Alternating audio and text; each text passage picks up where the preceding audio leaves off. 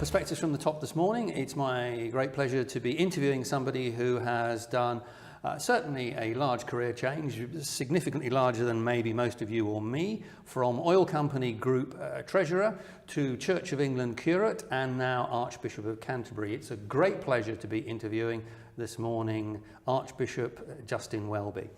Thank you. Good morning, Justin. Good morning. When we look at what's happening in businesses now and we think about leadership and what its purpose is, do you feel that what we're trying to do is we're trying to get people to care about what they're doing because that's what gets the best from them? Well, certainly, I mean, if you turn the question around and said, do we mind if people are entirely indifferent to what they're doing? That makes it pretty clear what the answer's got to be. But you can care in lots of different ways, can't you? I mean, my own experience in the oil industry was, you know, you had some people who cared about, for instance, I remember at Enterprise, the exploration director was passionate not only about exploration, but also about the environment. So there was a holistic nature to the care. You had other people in other companies I worked with and who cared a great deal about what their salary check looked like at the end of each month. So the caring has to be focused. So the caring has to be focused, but also from your perspective, do things go better in organisations when the caring is holistic and is focused not purely on self, but the people around you in the organisation?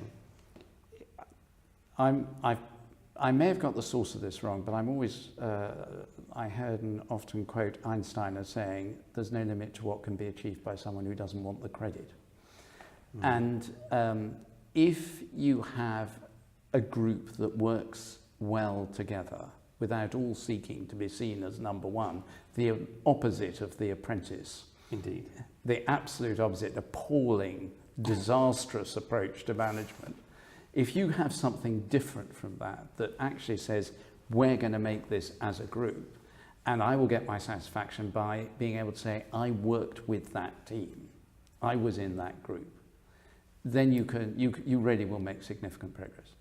And you mentioned the Apprentice there. What I think is interesting is that there are certain things that developing leaders and leaders in organisations see in the media, from the examples of what happens in financial services and other places. They see in terms of the Apprentice about what is publicised as what is effective leadership and management, that actually I believe is totally counterproductive. Would you agree with that? Yes, I mean, it's obviously very productive in terms of good drama. Yes. But in terms of actually achieving anything in an organisation, it's highly counterproductive.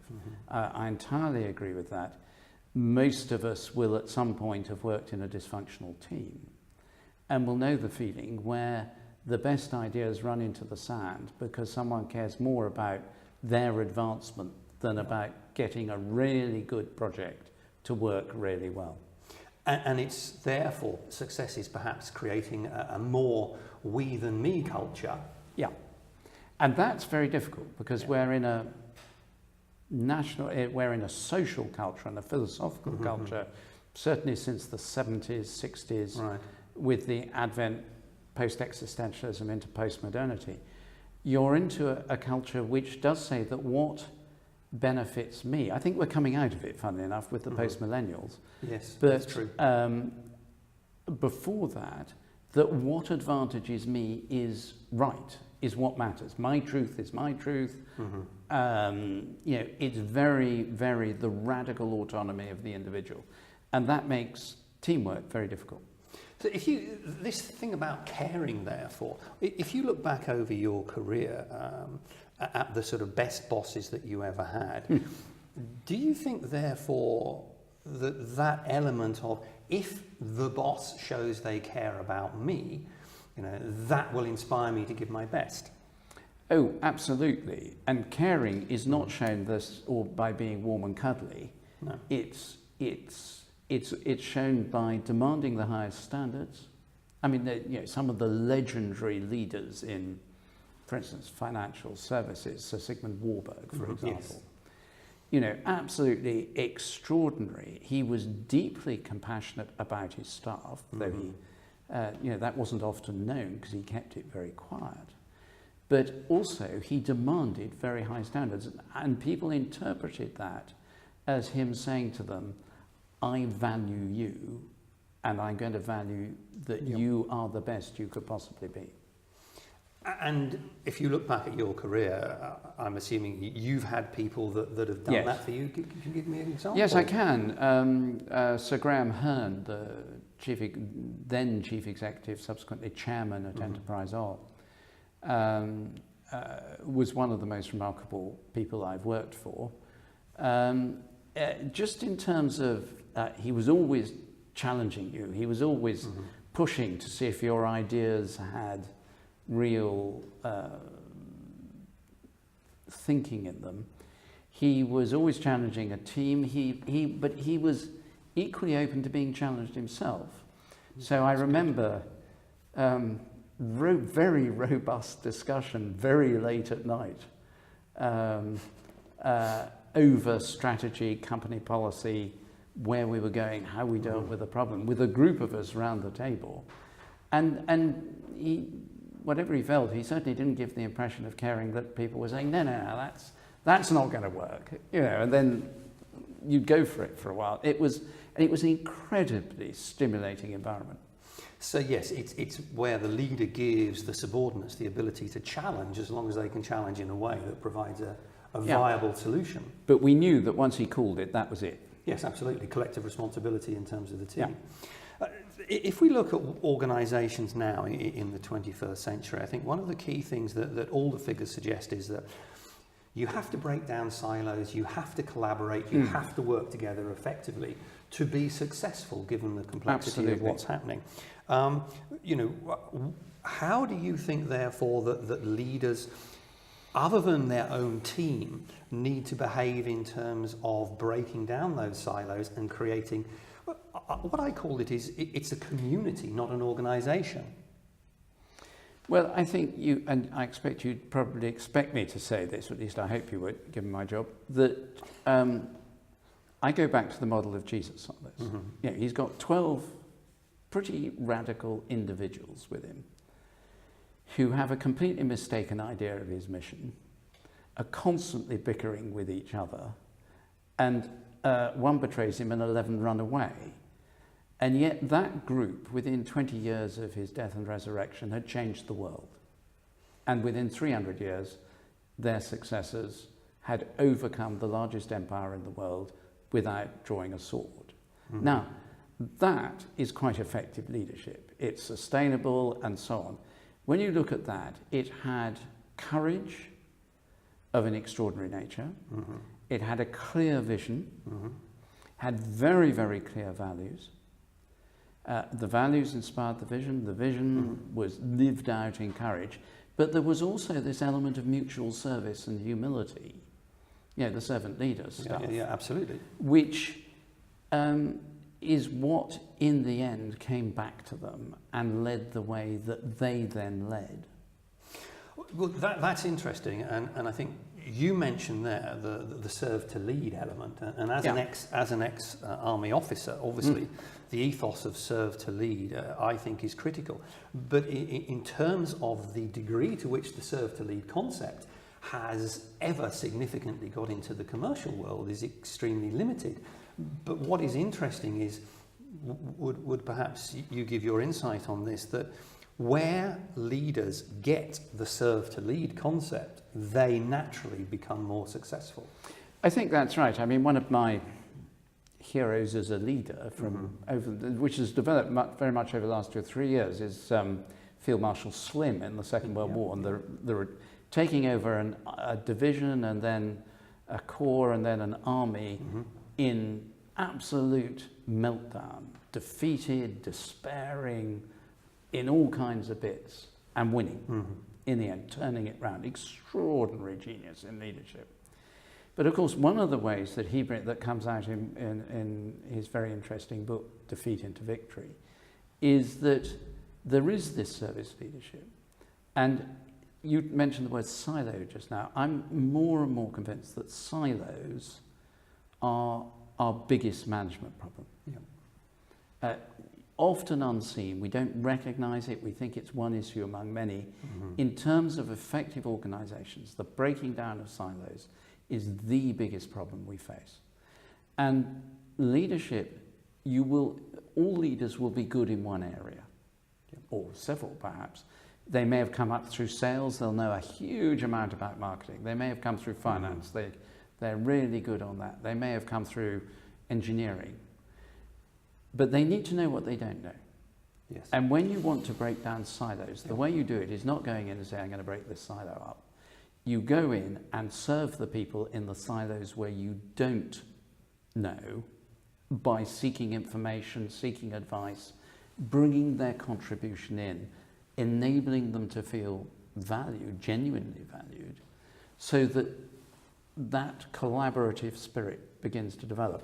But you don't break silos by attacking them, you break silos by serving them. And I think it's that communication element, because all my experience has said to me that actually, you can be the best functional technical expert in the world, but delivering your technical expertise is not the same as enabling success for the organisation. Oh, totally. And one of the my poor colleagues here, I live off cliches and they get used to my cliches. But one of the ones I keep repeating is that policy is easy, the problem is implementation. Correct. And implementation is where you test leadership. Can you turn good ideas into action? Yep. And that is where true leadership is seen. And it's seen not by giving orders, but because you'll never implement through giving orders. You have to implement through enabling others to work together so things begin to happen and they catch the bug of the sheer pleasure of actually making things work together. And the satisfaction when you go home in the evening and you're thinking, actually, we're really doing things here. It gives you a buzz like nothing else. And it doesn't matter what field you're in, it's that sense of achievement. On the flip side, though, as you and I both well know, sometimes in the implementation of various plans, people make mistakes. I think one of the challenges we face in organisations now is that because of the pressure that organisations are under, be it financially or the NHS or whatever, there's a tendency for a blame culture to start building up. And that, I think, presents a great challenge, because in the end it's inherently corrosive.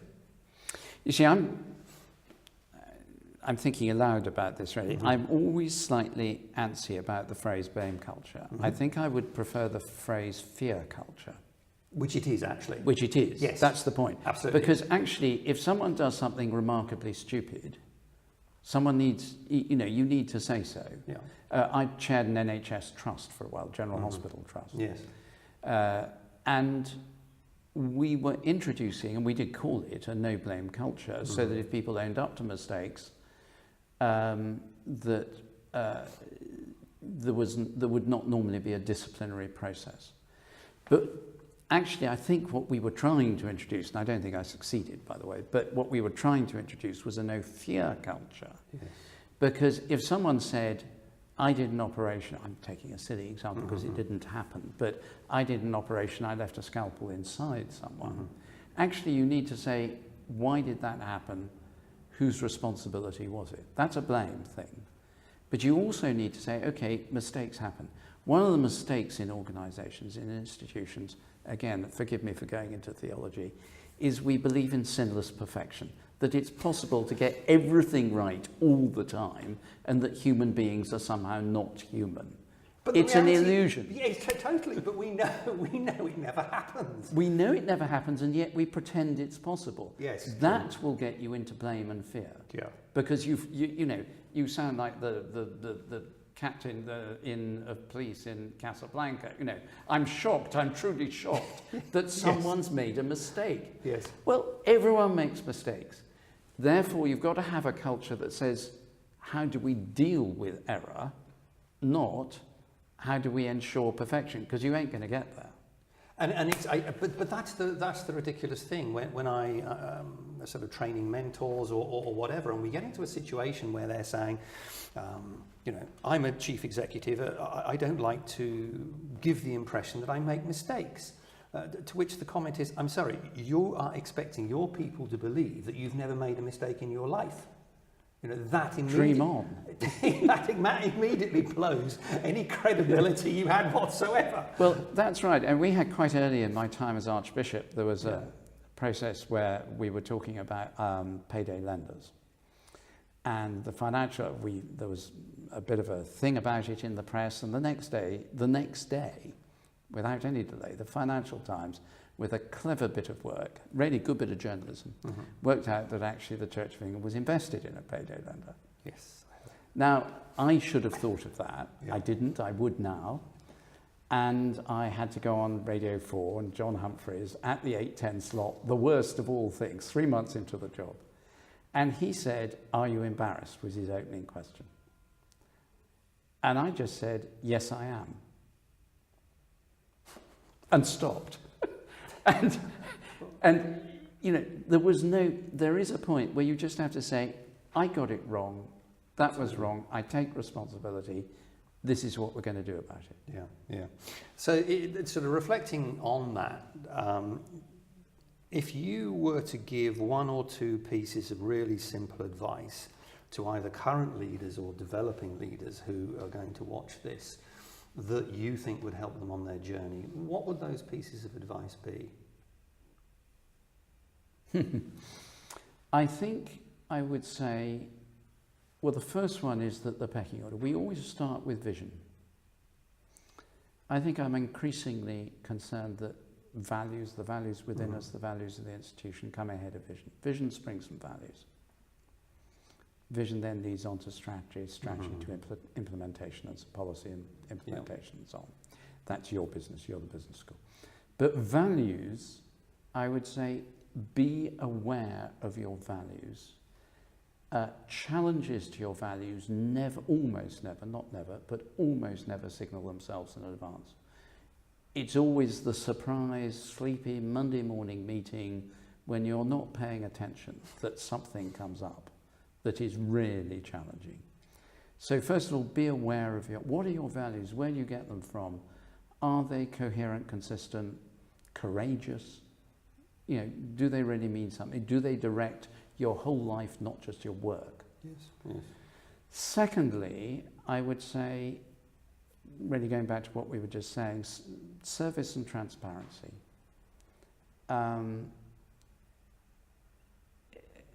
I would argue, but I hope you wouldn't be surprised, I would argue that it's better not to have got to the number one position, but to finish your career looking back and thinking, I did the right thing, I had this real integrity. People will, when they look back, they will remember that, than to have clawed your way over the bodies of your competitors.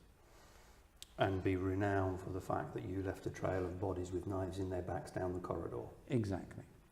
Archbishop Justin, thank you very much indeed. Thank you. Thank you.